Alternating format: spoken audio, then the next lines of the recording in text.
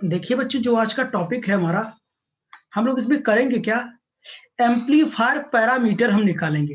कितने amplifier parameter किससे निकालेंगे?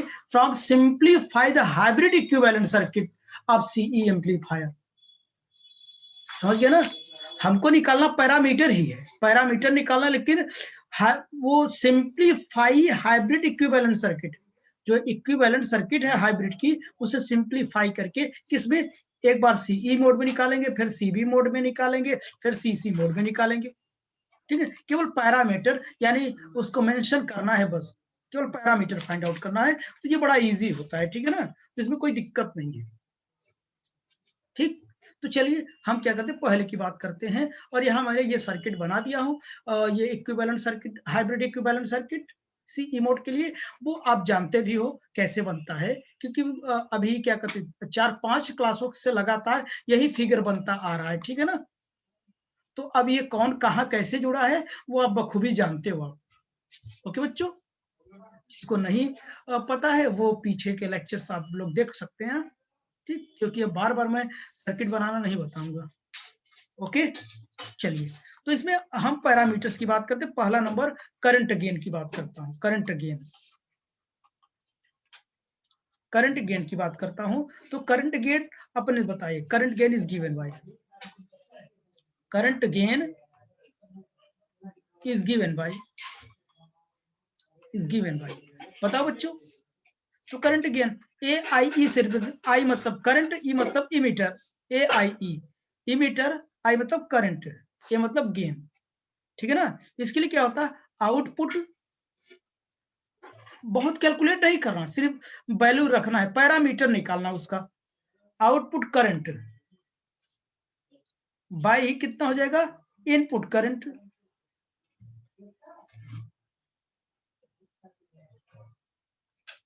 इनपुट करंट, तो A I will be equal to, output current कितना होगा बोलो, आईसी हो जाएगा। और इनपुट करंट कितना होगा, आईबी होगा।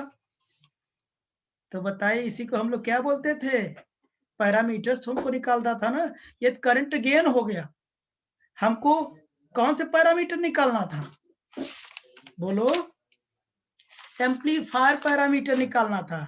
तो इसी को आईसी बाई आईबी हम क्या कहते थे, आप लोग थोड़ा देखो अपनी कॉपी को। A I E will be equal to IC by IB will be equal to, इसी को ले हम लोग बोलते बच्चों एच एफ ई बोलते थे, भूल गए? यही पैरामीटर तो है हाइब्रिड पैरामीटर। बड़ी जल्दी भूलते हो आप लोग, भूल गए? पैरामीटर में देखो, तो एच एफ ई क्या था, फॉरवर्ड करंट गेन था ना, विथ आउटपुट। ये देखो, आपको याद होगा, S21,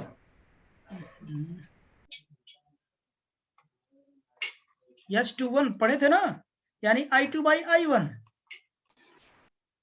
इसी को आपने क्या नाम दिया था, एच एफ ही दिया था। यानी ये आउटपुट है, ये क्या है, इनपुट है। वही तो आया ना, यही पैरामीटर मुझे निकालना इन सब में। तो एक मुझे मिल गया, एक मेरा काम हो गया, एक काम हो गया। ठीक, अब ऐसे ही सभी हमको फाइंड आउट करने हैं। ठीक, तो दूसरा नंबर बताओ, दूसरा number input impedance, input impedance, input impedance बताओ क्या हो जाएगा।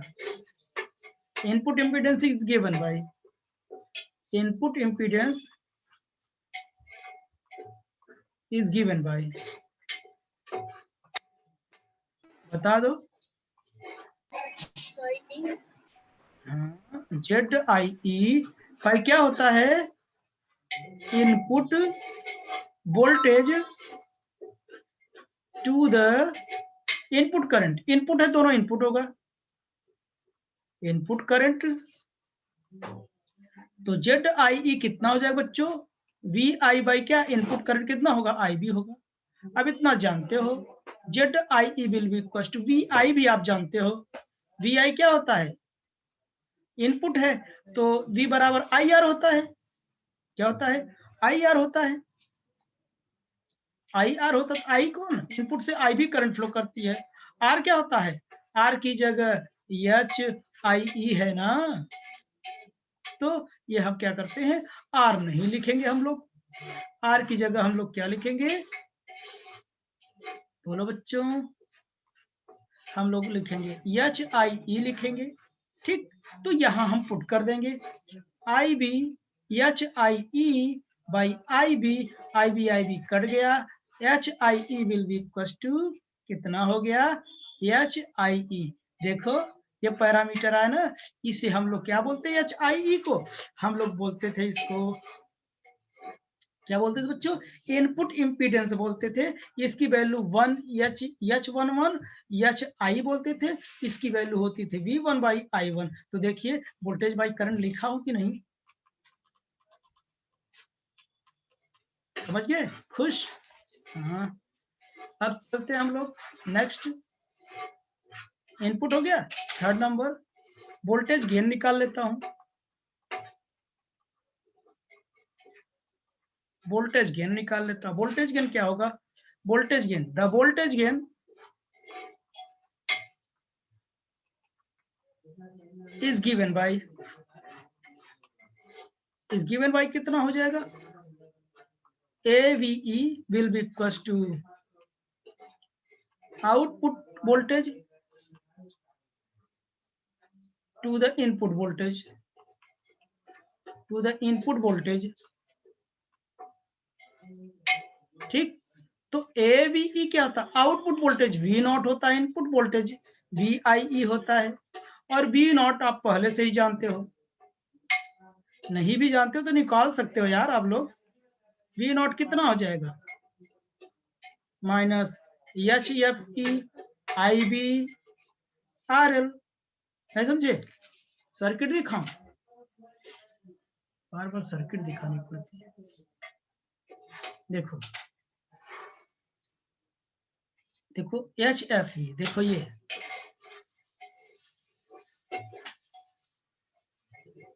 ना, HFE ये क्या है? वोल्टेज है। वोल्टेज है, क्या है? ये करंट है, क्योंकि ये पैरामीटर्स था, इसकी कोई यूनिट नहीं होती, करंट था। ठीक है ना? करंट के साथ वोल्टेज का करंट के साथ रेजिस्टेंस का मल्टीप्लाई कर दो, करंट का रेजिस्टेंस मल्टीप्लाई कर दो, तो ये इसका मैंने मल्टीप्लाई कर दिया।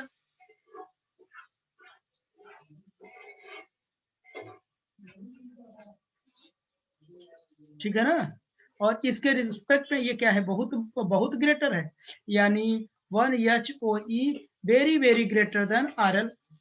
तो सर्किट में हम ये नहीं भी लगाएंगे तो नहीं चलेगा, क्योंकि बहुत ज्यादा रेजिस्टेंस हो जाएगा। इतना ज्यादा रेजिस्टेंस हो जाएगा तो इसमें कोई करंट नहीं फ्लो करेगा, तब केवल यही रेजिस्टेंस बचेगा। तो इसके साथ हम लोग क्या करेंगे? मल्टीप्लाई कर लेंगे। ये बातें मुझे पहले बतानी चाहिए, मैंने अभी नहीं बताया। तो जब सिंपलीफाई सर्किट बनाओगे तो ये लाइन नहीं रहेगी, क्योंकि ये वेरी वेरी ग्रेटर देन, ये ग्रेटर होने का मतलब इतना ज्यादा हो जाएगा कि इसमें करंट पॉसिबल नहीं होगा। ठीक है ना? तो इक्विवेलेंट सर्किट में ये नहीं रहेगा हमारे। ठीक, एक सर्किट आप लोग को नीचे और बनाना, इसको मत बनाना, यहाँ लिख देना if this is very greater than this. ठीक, तो देखिए इसका हम लोग क्या करेंगे? मल्टीप्लाई करेंगे। जब मल्टीप्लाई करेंगे तो ये देखो क्या हो जाएगा, तो ये वोल्टेज हो जाएगा, आउटपुट वोल्टेज। तो ये आउटपुट वोल्टेज तो हो गया, ठीक है ना? और इसी तरीके से इनपुट वोल्टेज कितना होगा हमारा? इनपुट वोल्टेज कितना होगा? IB हो जाएगा, और क्या? HIE। सर्किट देखो स्टार्टिंग में, तो आप लोग देखते रहो, मैं बार बार पीछे पेज नहीं पलटूंगा। IB RL by IB HIE। तो IB कट जाएगा, आएगा कितना? माइनस HFE RL बाई कितना हो जाएगा? HIE हो जाएगा। ठीक, और अभी आपने निकाला ये EV, इतना लिख सकते हो। और अभी इससे पहले देखो करंट गेन में, देखो करंट गेन पहली हेडिंग देखो आप, ए आई ई बराबर मैंने क्या निकाला, एच एफ ई निकाला, क्या करंट गेन। पहला नंबर देखो, पहला नंबर ये देखो, ये इसके बराबर आया ना। तो यहां मैं रख सकता हूं इसकी जगह, ठीक।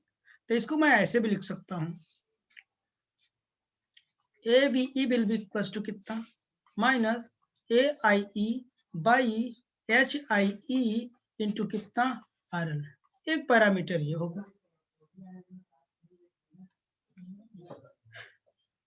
ठीक। अब चलिए, अब हम लोग लिखते हैं output impedance. Next number, fourth number, output impedance. Output impedance कितना होगा, ZOE।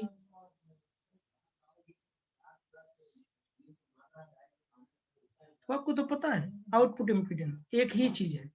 आउटपुट इम्पीडेंट क्या है, 1/HOE। इम्पीडेंस यही है, इम्पीडेंस मतलब पूरा रेजिस्टेंस है, ठीक है ना। लो फ्रीक्वेंसी पर मैंने बताया इम्पीडेंस ही रेजिस्टेंस जैसा काम करता है, तो ये होता है।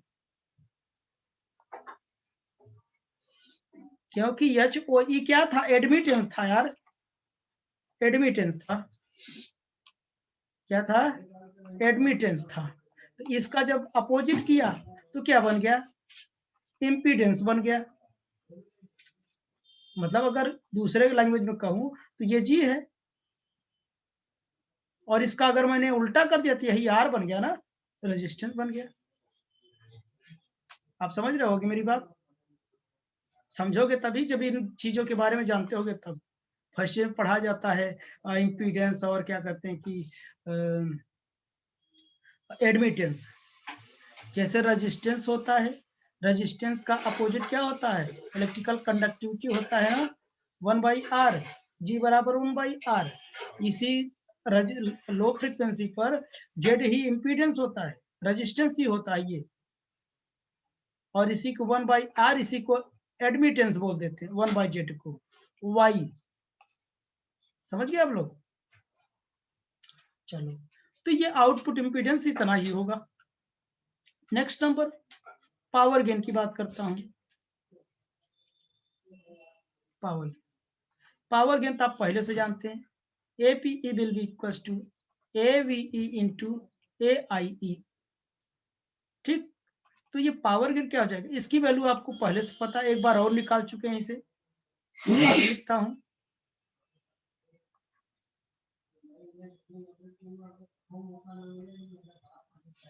देखना, मैंने ये बताया था ना पावर गेन,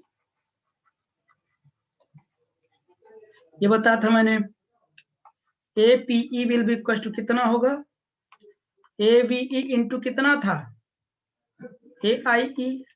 जैसे मैंने बताया था P will be equal to VI, तो power will be equal to voltage into current. तो यहाँ गेन की बात हो रही है, तो power gain will be equal to voltage gain into current gain ना। तो ये सब मैंने रख दिया।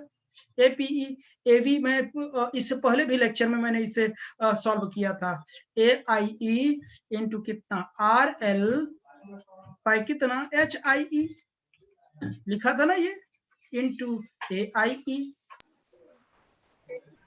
अभी इससे पहले लेक्चर में किया था, AIE square by HIE into कितना, RL, यही तो बताया था ना। तो ये थे पैरामीटर्स, किसके लिए, कॉमन एमिटर के लिए। अब हम लोग पढ़ेंगे कॉमन बेस के लिए, ठीक, कॉमन बेस के लिए। अब याद रहे भाई, कॉमन बेस के लिए मैं सब कुछ डायरेक्ट लिखूंगा, ठीक ना, क्योंकि एक बार आप इसे कर चुके हैं हम लोग, ओके, ठीक ना। सारे फॉर्मूले में डायरेक्ट लिखूंगा, क्योंकि कोई मतलब नहीं है फोकट का टाइम खराब करने का, ठीक ना। तो चलिए उसके लिए फिर से जुड़ा जाए, फिर से ऐड होते हम लोग।